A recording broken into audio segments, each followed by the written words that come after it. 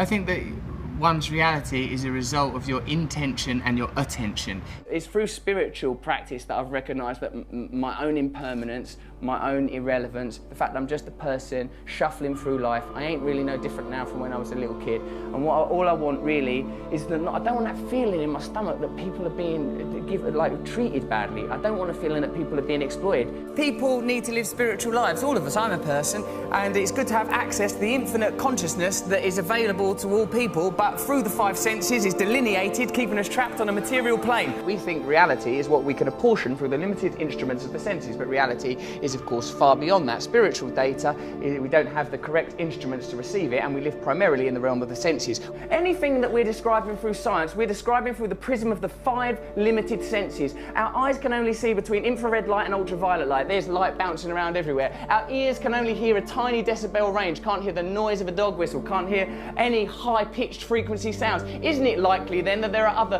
vibrations, frequencies, energies, consciousness moving through the universe? Consciousness is an amorphous and expanding entity.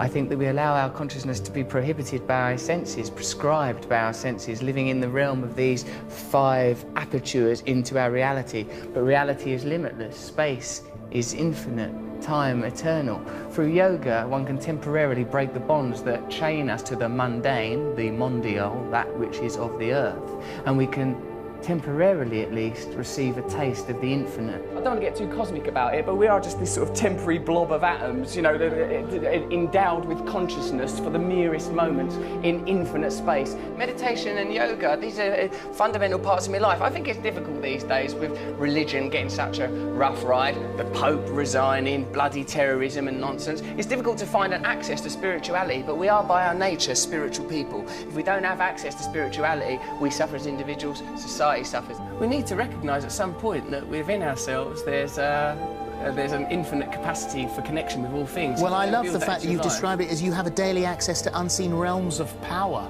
Daily access to unseen realms of power. Not just me, everyone has that.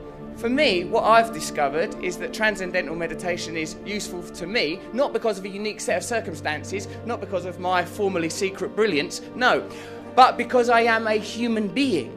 And it is applicable to all human beings. And what's really good about that is literally everyone in this room is one.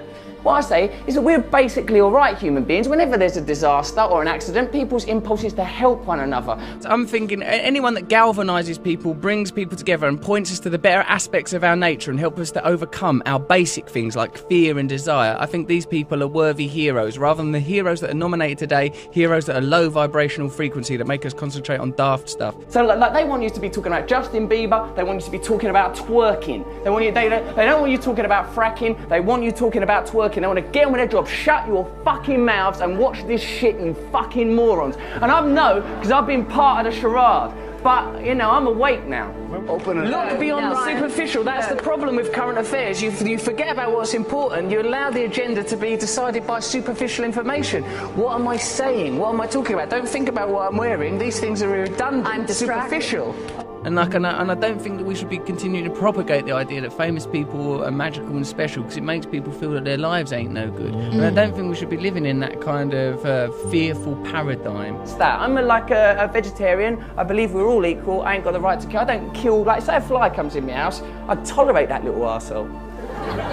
Because I feel like he's a fly, he's just on his journey here through life. When I'm meditating or praying, I say the infinite creative force that brings into being all phenomena and guides all life, I say, can you move through me? And things that actually work, you sort of treat them, you sort of shirk them off as if, like, you know, as if you owe them money, and you don't, oh no, I've got to avoid yoga and meditation. They've been portrayed quite brilliantly by the mainstream as sort of somehow luxury, but into luxury, or artificial, or superficial. It's absolutely integral. It's absolutely the most authentic thing, more real than any of us. If people are happy, they're happy. They don't need it. If there's not a problem, there's not a problem. But I think if people have some sort of yearning or dissatisfaction or some itchy irritability, then it might be because they're not looking in the right direction for a solution, and that they should look within, and that within them there is a limitless, infinite capacity for bliss through connection to higher things. You cannot define yourself in reference to other external coordinates. You must define yourself internally with your relationship with a higher entity. Think of yourself as a manifestation of some higher thing, some higher frequency. This is the visible realization. And you know that because you can't see atoms, can you? And you certainly can't see the forces that hold atoms together. There, in the micro quantum world, Richard, lie the answers to everything.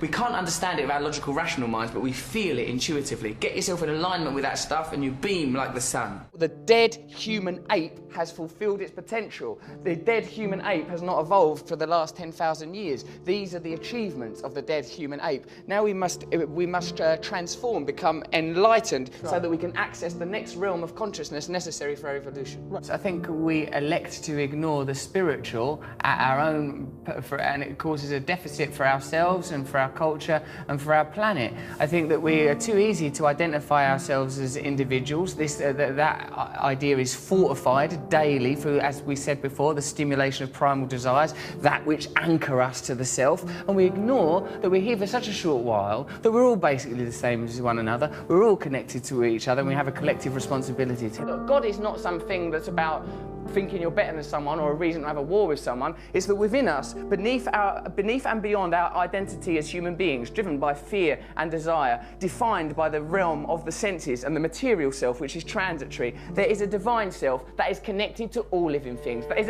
part of an infinite source of creativity. You could probably describe that using quantum physics or science if you want. I choose to believe in God because I think what that is the recognition that there is divine beauty in all of us, and if we prioritise that over our own selfish material needs, then we will naturally create a culture more in harmony with our planet, and we'll have a chance. I think it's one of the great sadnesses of more modern life, because of our disenfranchisement and disillusionment with religion, that we don't have access to these ideas. And yoga and meditation for me is a way in the secular world of accessing very, very beautiful principles that will perhaps make us happier at a time when people feel disillusioned with the economy, concerned about the ecology, worried with politicians, don't trust what they're being told on television. We've got to let go of temporary, transient ideas like individualism. The nature of monotheistic faiths, these dead desert religions, is to encode us with the idea that individualism is more important than paganism, ideologies that integrally relate us to the earth, so that we know that we are integrally, indefatigably related to our environment, and we live in the service of our environment, because self is a temporal illusion. I suppose the ultimate truth is oneness, that this is a temporary illusion, that we temporarily occupy these flesh puppets. We believe so much in our identities, we believe in our individualism, and I talk as a very sort of egotistical man. Look at my hair, look at these bracelets, look at these ridiculous boots. I'm a person who believes in the nature of my own individualism and my own identity. But on a deeper level, I recognise that all these things are transient, and what's important and what's defining are the things that we all share. Love, unity, togetherness. As long as we have cultural narratives that eschew these ideas, that suppress these ideas in favour of negative human traits, greed, selfishness, lust, as long as these ideas are promoted, we'll exist in opposition to one another, and we'll be exploitable by corporations that prey upon these negative facets of humanity. The line between good and evil runs not between cultures, religions or creeds, but through every human heart. So I recognise in myself the capacity for selfishness, for lustfulness, for egotism, and because I recognise these qualities in myself, I would prefer a culture that didn't celebrate, exacerbate, stimulate the most negative aspects of our species, inculcate them, reward them financially, till we get to a kind of a cultural hysteria where we're destroying the planet. The reality is there is one planet, there is a certain amount of people on the planet, there are a certain amount of resources on the planet. None of them things are going to last forever, so we need systems in place that acknowledge the reality, not systems that benefit elites, but systems that acknowledge the reality. People need to have access to the resources. Can't lie to people so that people in power can continue to augment and grow their own power and satisfaction while normal people are exploited. We need systems that get the resources to the people while respecting the planet. Any system that's detrimental to the planet or detrimental to the people because it helps one or two bods, fuck it off. We're allowed to do that, you know.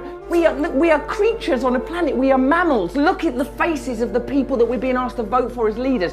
Look at them. Look at them, feel it in your hearts. That ain't who's meant to be leading us. Happiness cannot forever be sustained like some glistening bauble. It's a transitory thing, like a butterfly alighting on Snow White's finger in that bit of Snow White. So, like, you know, I'm happy mostly. I'm happy mostly when I'm being nice to other people. Then I'm happy. You know, when they analyse the semantics consistently through mythology and theology of words like love, God, they find that the common theme, John, is union. That we just want to be connected to something higher. That can be another person, that could be God, that could be a relationship with nature, it could even be a relationship with West Ham United. I think the important thing is to have as the central tenet of your being love, compassion and tolerance. Everyone knows that.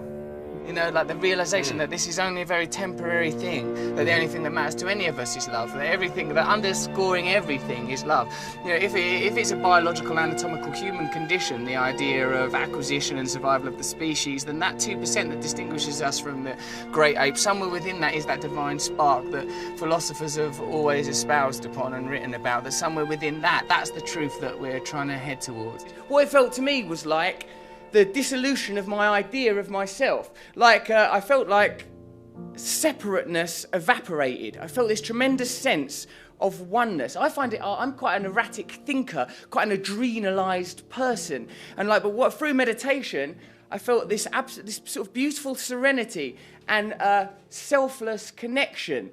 You know, my sort of tendency towards selfishness, I felt like, I felt that kind of exposed as a superficial and pointless perspective to have. I felt a very relaxed sense of oneness. I felt love.